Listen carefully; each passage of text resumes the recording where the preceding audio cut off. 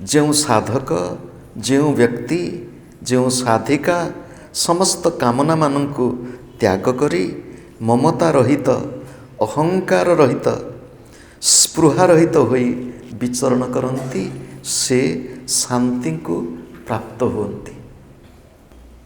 କାମନା ରହିତ ଆଲୋଚନା କରିছে।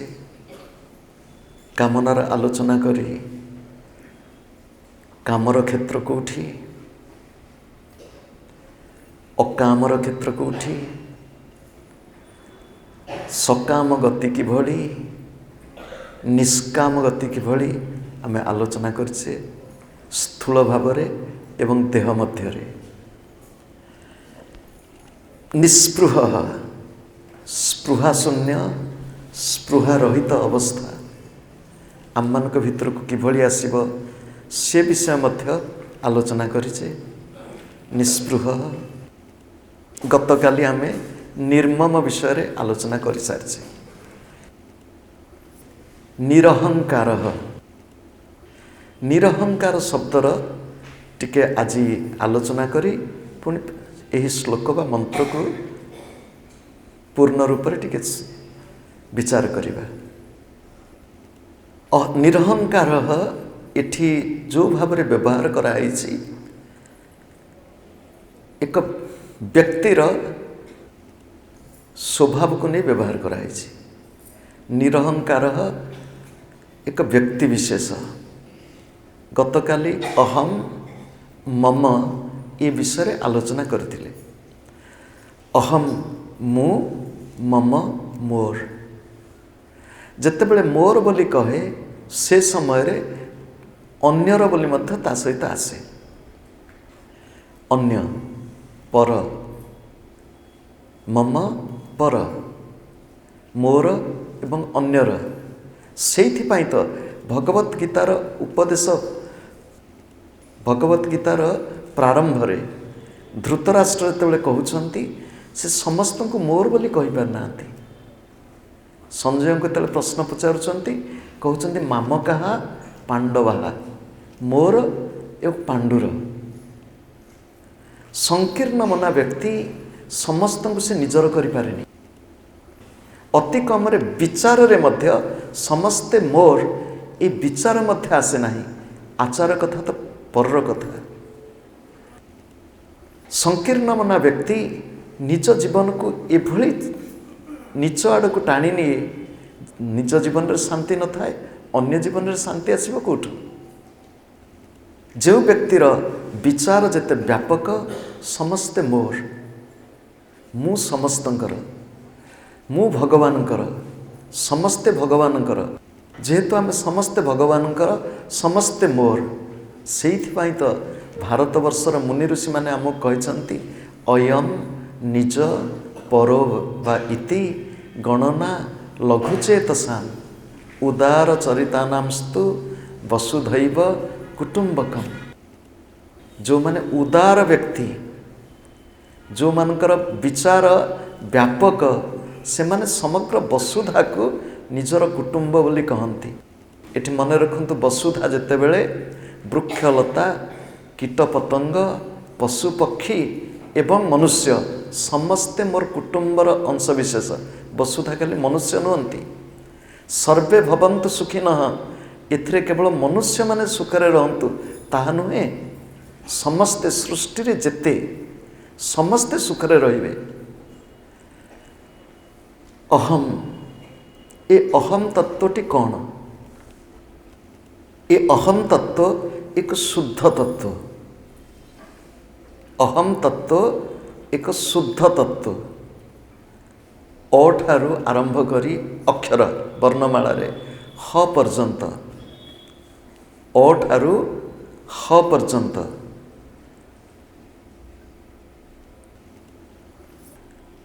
ସମ୍ପୂର୍ଣ୍ଣ ବର୍ଣ୍ଣମାଳା ତା ଭିତରେ ରହିଗଲା।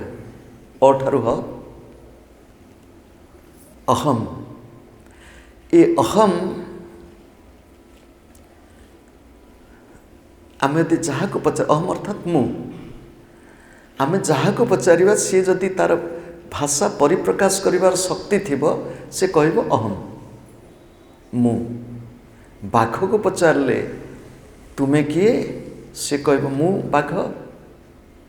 ବିଲେଇକି ପଚାରିଲେ ସେ ଯଦି ତାର ଭାଷା କହିପାରିବ ତୁମେ କିଏ? ସେ କହିବ ମୁଁ ହେଉଛି ବିଲେଇ। ପିମ୍ପୁଡ଼ିଠୁ ଆରମ୍ଭ କରି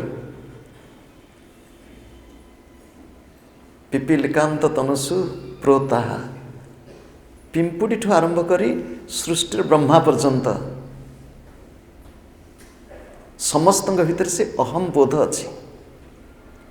ଏ ଅହମ୍ ବୋଧ ଦୁଇ ପ୍ରକାର, ଗୋଟିଏ ହେଉଛି କ୍ଷୁଦ୍ର ଅହମ୍, ଗୋଟିଏ ହେଉଛି ବ୍ୟାପକ ଅହମ୍।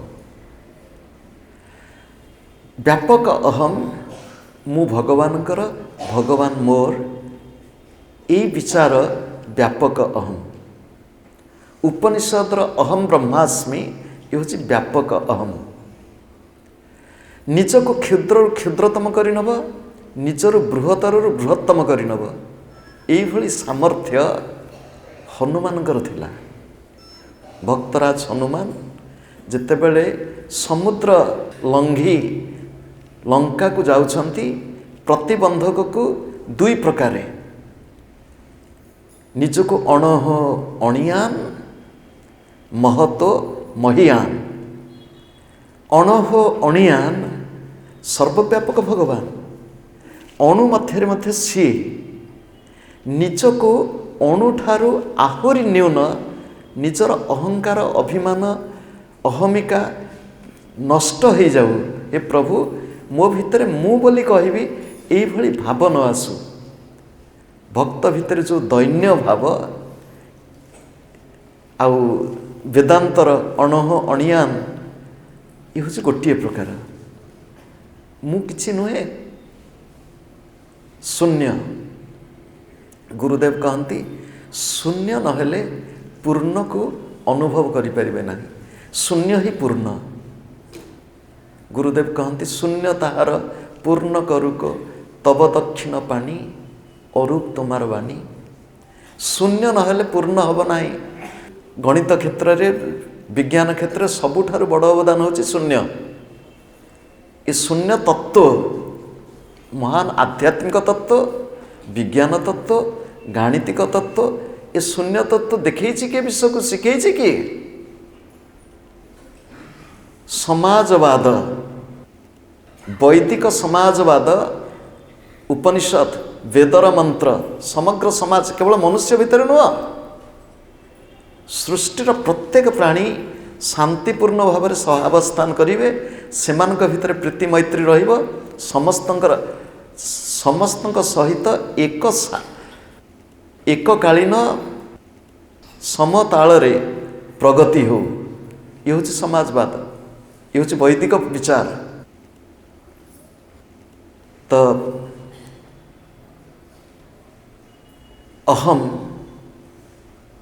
ଅହମ୍ର ସାଧାରଣ ବ୍ୟକ୍ତି ଯେଉଁ ଅହମ୍ ଅହମ୍ ଅହମ୍ ବୋଲି ସେ କହି ଚାଲେ, ମୁଁ ସ୍ଥୂଳ ରୂପରେ ଇଏ ହେଉଛି ଦେହାତ୍ମବୋଧ। ମୁଁ ଦେହ ବୋଲି ନିଜକୁ ମାନେ, ମୁଁ ପୁରୁଷ, ମୁଁ ନାରୀ, ମୁଁ କୁମାର, ମୁଁ କୁମାରୀ, ତ୍ୱମ୍ ସ୍ତ୍ରୀ, ତ୍ୱମ୍ ପୁମାନସୀ, ତ୍ୱମ୍ କୁମାର ଉତବା କୁମାରୀ, ତ୍ୱମ୍ ଜୀର୍ଣ୍ଣ ଦଣ୍ଡେନ ବଂଶସୀ। ଉପନିଷଦର ମନ୍ତ୍ର। ବାହାରର ଯେଉଁ ରୂପ ଦେଖାଯାଉଛି, ବାହାରେ ଯେଉଁ ନାମ ପ୍ରୟୋଗ କରୁଛୁ, ଇଏ ଏକ ସଂକୀର୍ଣ୍ଣତା ଭିତରେ ନ ନେଇ ପରିଚୟ ଦୃଷ୍ଟିରୁ କହିଦେଇପାରୁ ଇଏ ହେଉଛି ମୋର ନାମ। ଏ ଦେହ ହେଉଛି ଗୋଟେ ବସ୍ତ୍ର, ଏ ବସ୍ତ୍ରକୁ ନେଇ ନିଜର ପରିଚୟ କେଉଁଠି ହେଲା? ପ୍ରାଚୀନ କାଳରେ, ଏପରିକି ଏବେ ମଧ୍ୟ ଦକ୍ଷିଣ ଭାରତକୁ ଗଲେ, ଦକ୍ଷିଣ ଭାରତରେ ବ୍ରାହ୍ମଣ ସନ୍ତାନ ଯେତେବେଳେ ଆସି ପ୍ରଣାମ କରିବାକୁ ଆସେ, ସେ ଦୁଇ କାନକୁ ଧରି ସେ ପ୍ରଥମେ ଆରମ୍ଭ କରିଦେବ, ସେ କିଏ, ସେ କେଉଁ ଗୋତ୍ର, କେଉଁ ବେଦ, କେଉଁ ଶାଖା, ସବୁ ସେ ଗାଇକିରି ଶେଷକୁ ଅଭିବାଦନ କରୁଛି ବୋଲି କହି ସାଷ୍ଟାଙ୍ଗ ପ୍ରଣାମ କହିବାର ତାତ୍ପର୍ଯ୍ୟ ହେଉଛି ନିଜ ପରମ୍ପରା, ନିଜର ପରିଚୟ। ଏ ପରିଚୟ ନୁହଁ, ଏ ପରିଚୟର ପୂର୍ବରୁ ଏକ ବ୍ୟାପକ ପରିଚୟ ଅଛି। ଯେମିତି ଗୁରୁ ପରମ୍ପରାର ପରିଚୟ, ଗୁରୁ କିଏ? ସେ जहाँ विग्रह रखीचु से तो गुरु, किंतु गुरु परंपरा पुणी कौन? गुरु परंपरा होची नारायणम पद्मभवम वशिष्ठम शक्तिम च तत्पुत्र पराशरम च व्यास शुक इत्यादि। ताहले आमर गुरु भगवान, भगवान को ठारू गुरु परंपरा। जो शास्त्र कथा शुणुचु ये कौन सी व्यक्ति नुह, से भगवान का आचार्य माम विजानियात, मु हूँ आचार्य भगवान कहते। आजिकल आम समस्ते आचार्य हो जाऊँ। तो अहम अहम गोटे व्यावहारिक अहम, गोटे हूँ आध्यात्मिक पारमार्थिक अहम।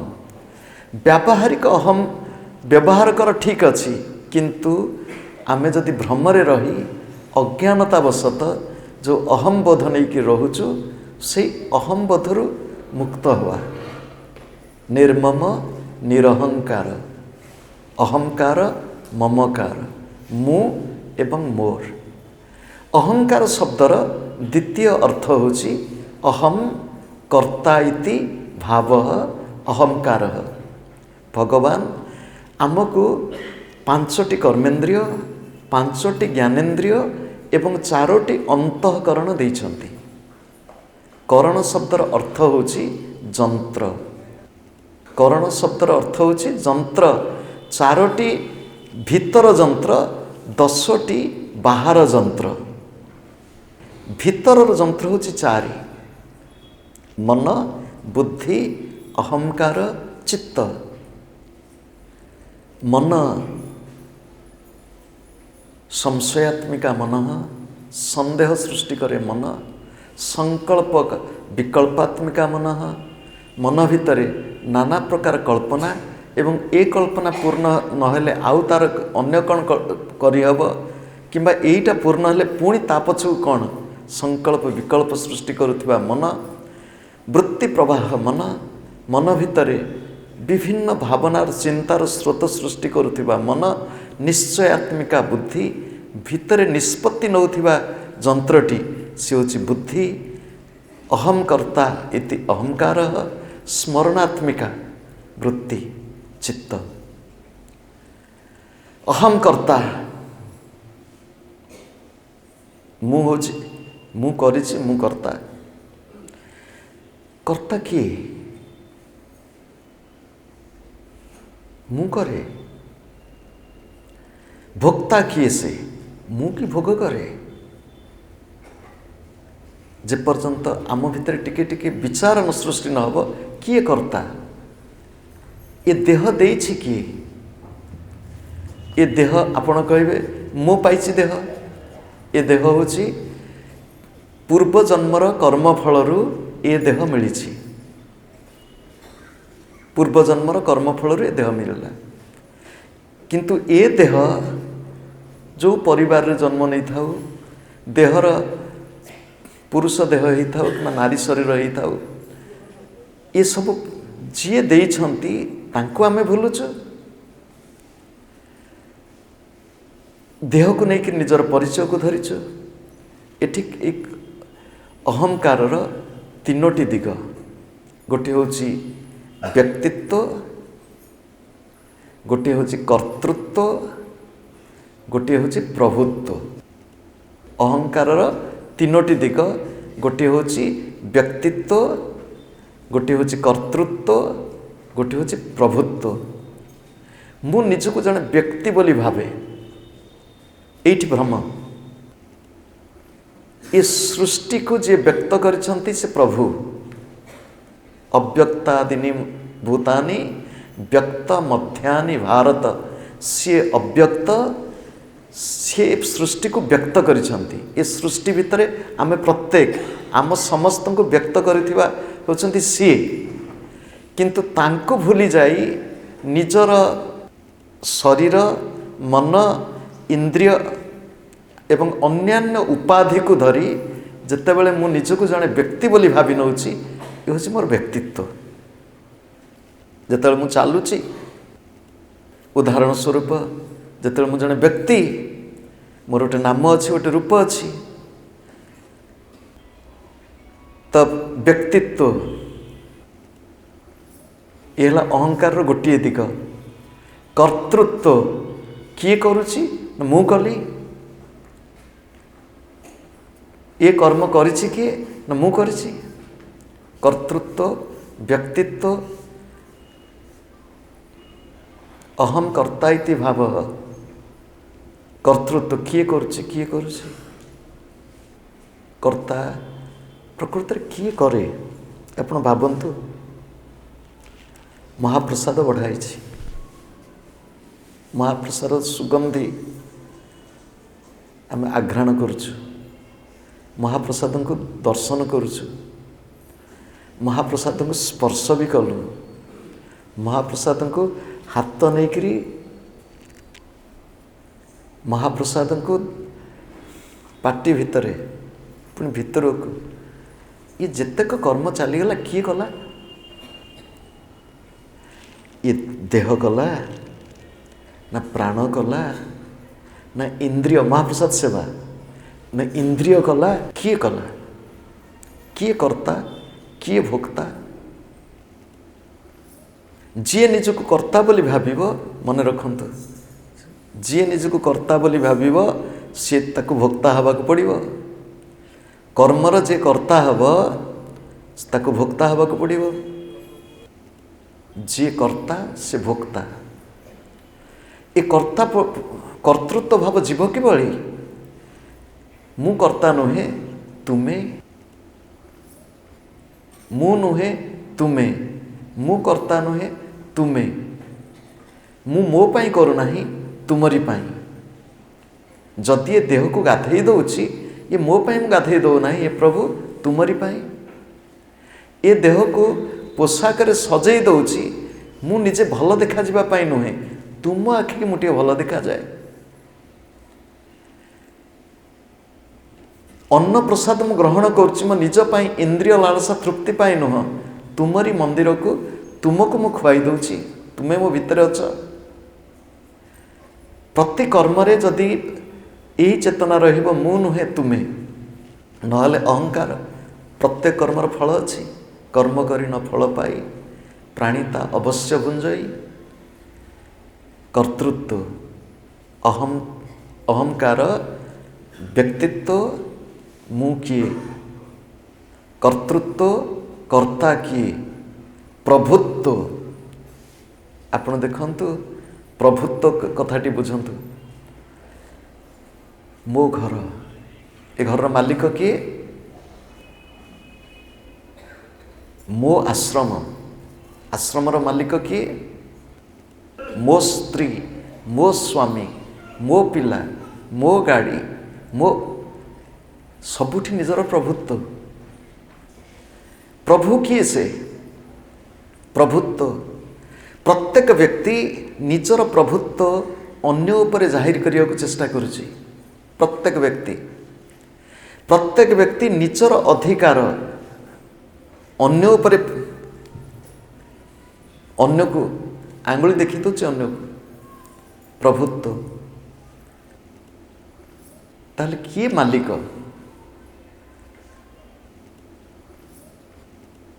ଗୁରୁ ନାନକ ସବକା ମାଲିକ ଏକ।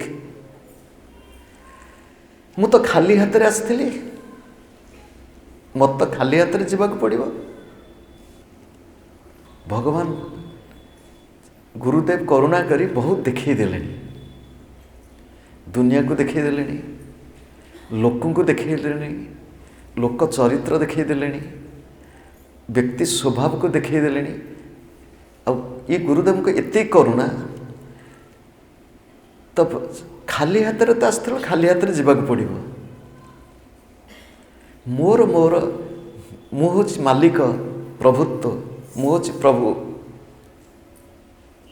ଭଗବତ ଗୀତାରେ ଆସୁରୀ ସମ୍ପତ୍ତି ବିଷୟରେ ଯେତେବେଳେ ଭଗବାନ ଆଲୋଚନା କରୁଛନ୍ତି, ସେଇଠି ସେ କହୁଛନ୍ତି ଯେ ଆସୁରୀ ଭାବ ସମ୍ପନ୍ନ ଯେ ବ୍ୟକ୍ତି, ତା ଭିତରେ କିଭଳି ଭାବନା ଆସେ, ମୁଁ କ'ଣ ଅସୁର ଭଳିଆ ରହିବି? ହିରଣ୍ୟକଶ୍ୟପ କହୁଥିଲା, ମୁଁ ହେଉଛି ପ୍ରଭୁ, ମୋର ଅଧିକାର। एपरिक अन्यर अधिकार को उच्छेद करी असुर माने मध्य सेमाने निज अख्तियार को नहीं आसती, देवतांकर जो भोग्य निज अख्तियार को नहीं आसती, अधिकार प्रभुत्व। साधक देखे मु नुहे तुमे, मोर नुहे तुमर। भगवान कंठ देइछ तुमे, जदि कंठ देइछ ए कंठ मोर नुह, ए कंठ तुमरी।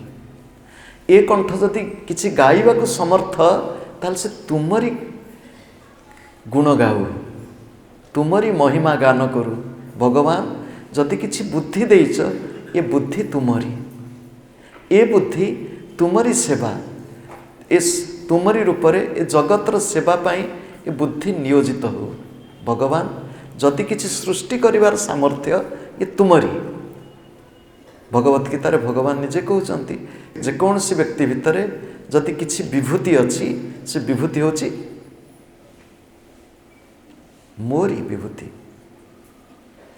तो साधारण मनीष